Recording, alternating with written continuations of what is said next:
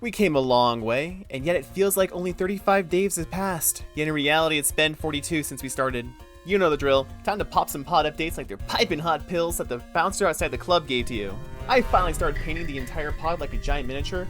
4 years of practice have finally paid off for this pod, and it was nice to start painting all of the tiny details. I had a bunch of extra red paint from a failed resin lava display I tried a few years back, and I needed to get rid of it anyways, so I decided to paint it all red using that red. On what I can assume was the main power brick, or heat radiator, I started with the lead belcher silver and came over it with a thin red layer to experiment with the metal sheen. There are other ways of doing this, but I wanted to see and experiment how it would look. I also painted the wires with a brass bronze look just like in the games. And lastly, I dry brushed everything with a two tone silver to give everything a worn look. Come on, my girl can't look too clean, she's seen a lot. This whole process reminded me of a story that Ethan told me about the Warhammer community, building these giant mechs for their games out of parts similar to me, and painstakingly detailing every little bit.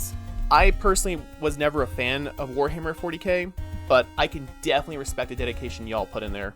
The parts I ordered last week came in a lot quicker than expected, thus I can put my other projects to the side. One day my Noble 6 helmet will be started. There was only one problem though.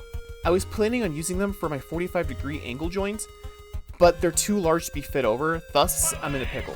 I asked a few of my cosplay friends and other buddies how I should go about this.